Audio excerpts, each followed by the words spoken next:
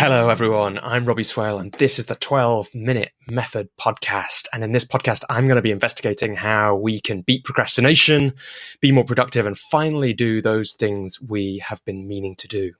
And in season one, what that means is I'm going to be reflecting on a number of things that I mostly first wrote about together in one place in the About the Author section of the 12-Minute Method books, in book one in particular. These are things that over my life I have procrastinated on, thought I might not get done, and then finally done in the end. And in each episode, I'll spend up to 12 minutes reflecting on one of those things and sharing those reflections with you, hoping to identify patterns, things that you can use, ways that you can finally do the things that you've been meaning to do. Today, I am going to be talking in episode 6 of the 12-Minute Method podcast about getting married. And in some ways, this was actually what made me think I should make this show, in some ways. I was being interviewed on, what's it called? Let me check it, because I should give credit where credit is due. Let me get up my 100 Podcast Challenge article. Basically, I was being interviewed on a podcast, and at the start of, the podcast was the Collective Wisdom podcast with Kat Preston. That took a while, but again, further proof that I'm making this podcast using the 12-minute method, although the time is not on yet. So I was being interviewed by Kat on her show, and at the start of How to Start When You're Stuck, which was the one of the 12-minute books that was out at that point, like I mentioned on previous shows, and in the intro actually, I list in the About the Author, here are some things that I have beaten procrastination and finally done. And Kat said, you used your 12-minute method to get married. Tell us about that. And it was kind of, I hadn't said that I'd use the 12-minute method, but I'd kind of, in some ways, implied it. And so I answered the question, but I also thought, but I should also somewhere answer, I didn't use it by sitting down and working on the wedding for 12 minutes a week. That's not true. But I did use a load of the same ideas. And I thought I should pull that together with all the other things that I've done, which didn't quite use the 12-minute method, but kind of did.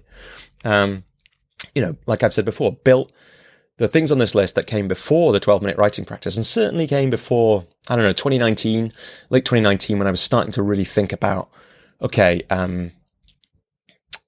by late 2019, I was starting to plan the books, or what would then become the books. I was thinking about the 12-minute writing practice much more as a thing and seeing the world through that lens a lot more. But the stuff before that, really, in some ways, the 12-minute method is built on, the writing practice was built on what I'd learned and used in other places. And so they, in complex systems, Jennifer Garvey-Berger and Carolyn Coughlin in their new book say, X doesn't cause Y in a complex system. X and Y somehow miraculously cause each other. Anyway, so I thought it'd be worth telling the story.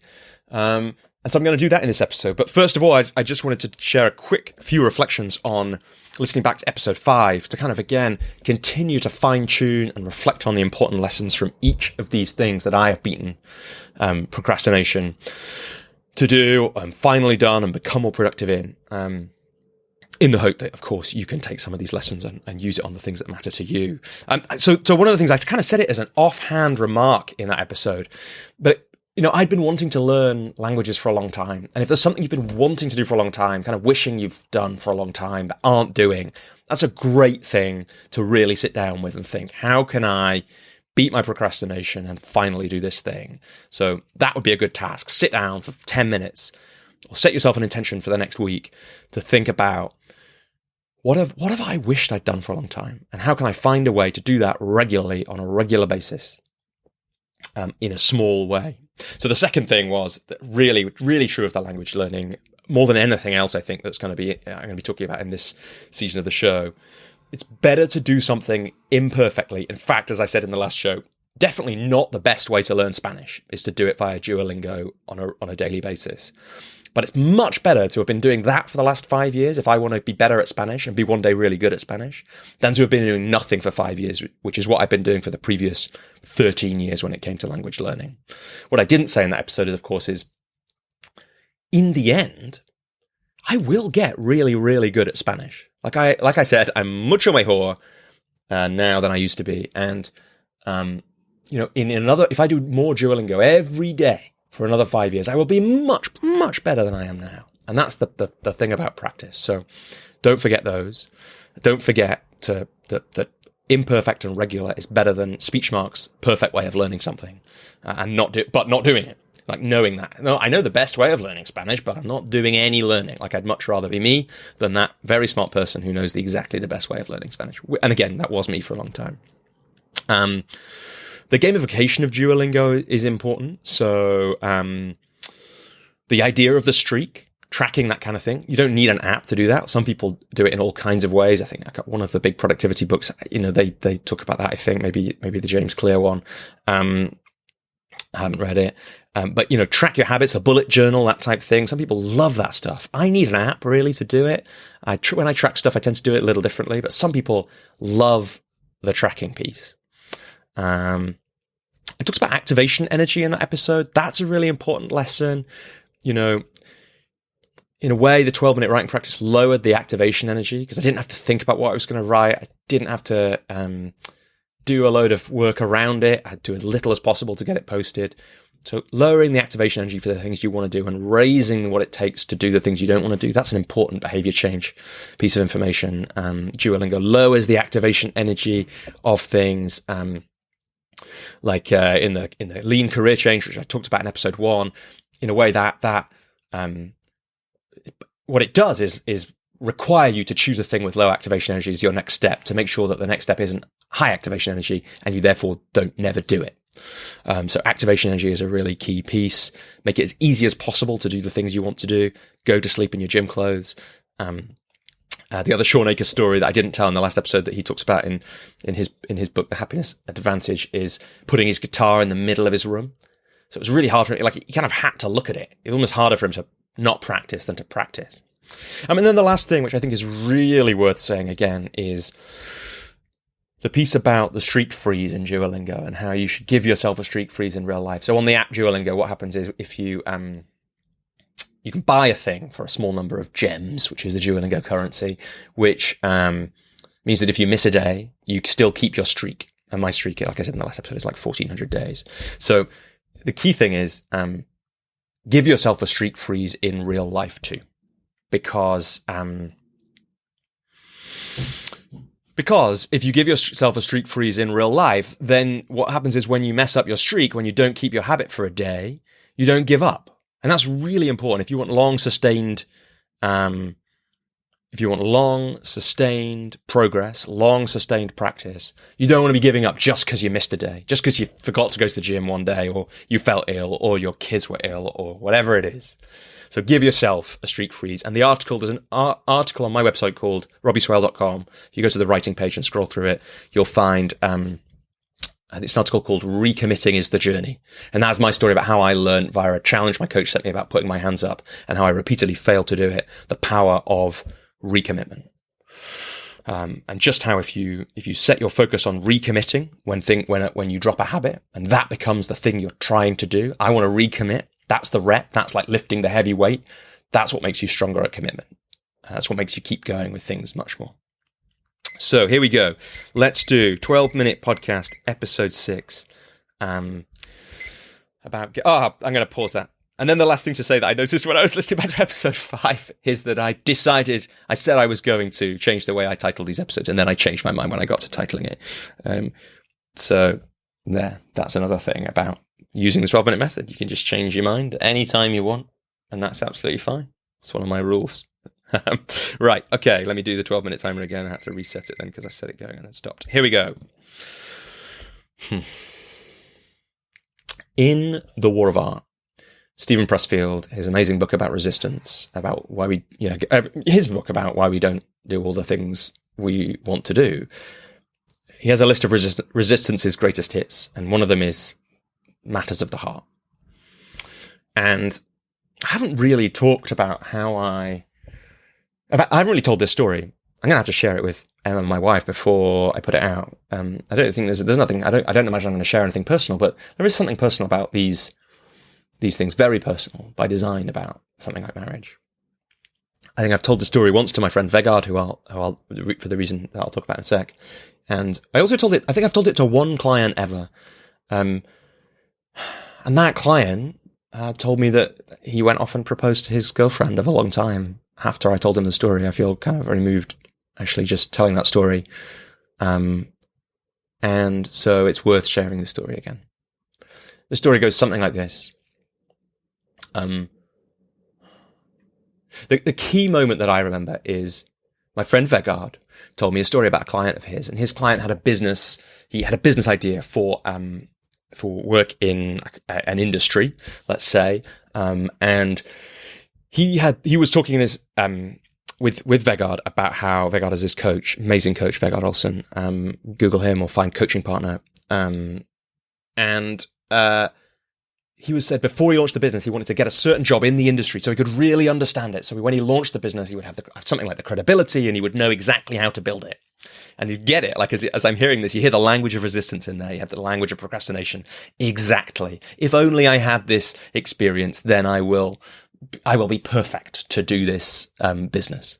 And Vegard asked him an absolutely killer question. The question was something like this: what if there were no jobs in that industry available? They just had a hiring freeze across the industry in that type of job. What would you do? And the guy, of course, has to say, well, I'd start the business now. I'd just start it.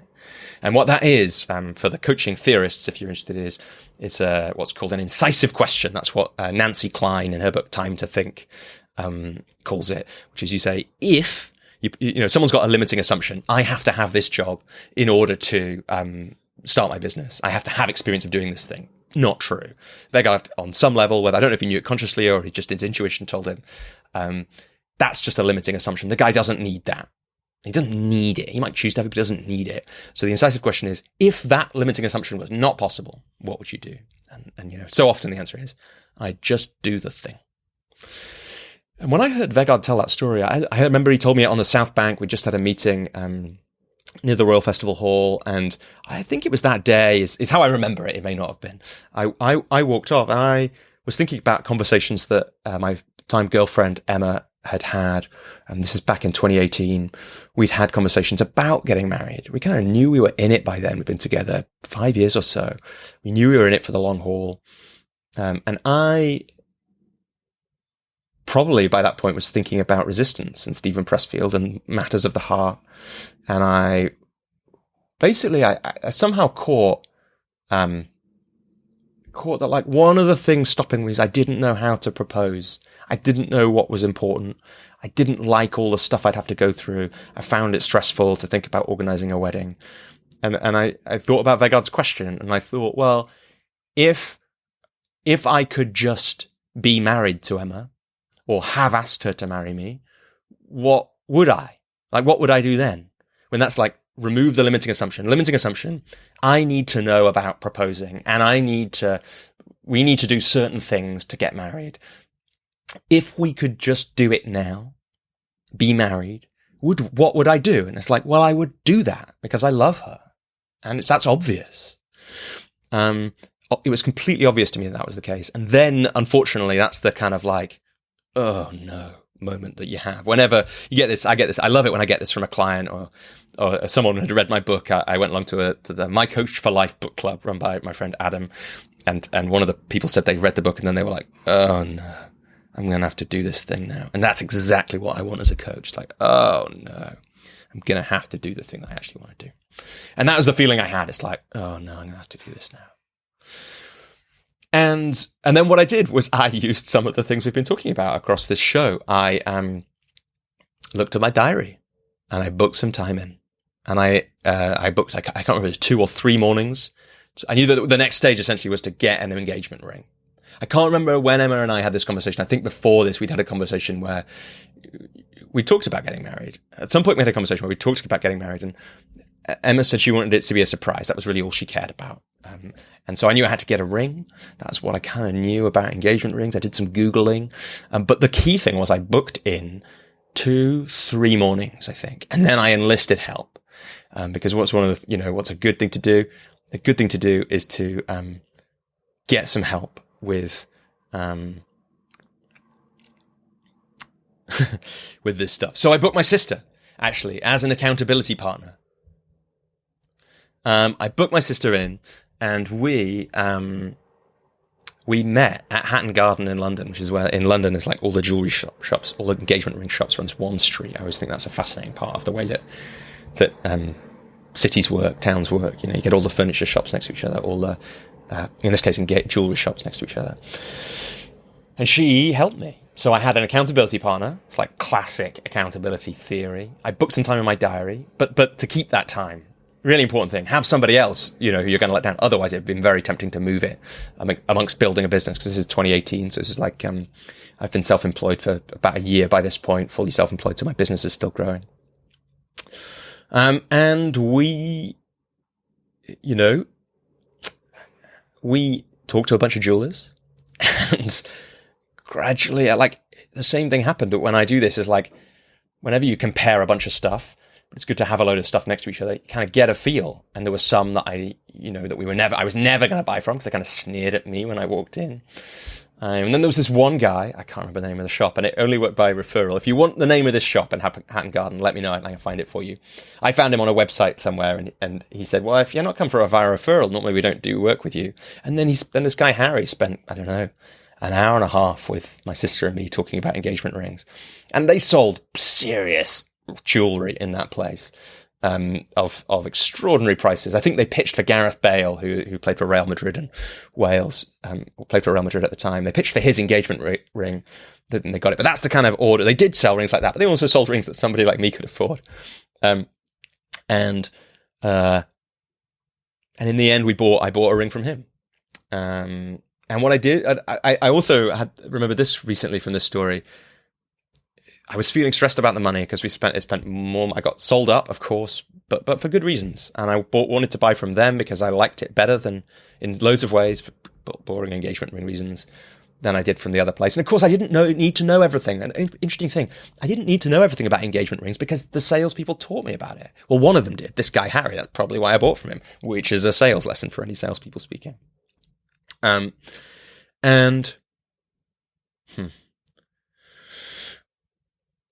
I've lost my thread. This is a classic 12-minute method podcast, isn't it? So we bought the ring from Harry. I liked it. It was more money. This is what I was going to say, wasn't it? It was more money than I was comfortable spending, and I was stressed about that. And then two prospective clients appeared in my life, and one of them bought from me, and the amount of the engagement they bought was almost exactly the amount that the engagement ring was. And so I told him this since then, he was my engagement client. He paid for the engagement ring. And so my stressing about money was because he paid more than most people had paid me before. I think maybe both clients actually signed on, but this guy felt like he was the one who paid for it. So my worry about money was kind of let go of. The universe solved that for me. Of course, that doesn't happen for everyone because not everyone has their own business with that kind of a chance to make a bunch of extra money. But I've had it with coaching clients actually more times than you would think. Somebody saying something like, "Well, I had a client whose gran got like some insurance money and decided to give some of it to her granddaughter, and that was exactly the amount of money of the coaching she wanted to buy from me." And it's like, so it does happen more often than you would think if you're looking for that kind of thing.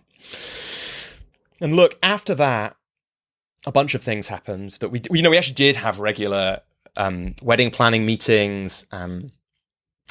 We did get through that stuff. That required quite a lot of thought. My reflection on, I had an interesting view of marriage at that point. So that was the key thing. And then, I asked Emma to marry me.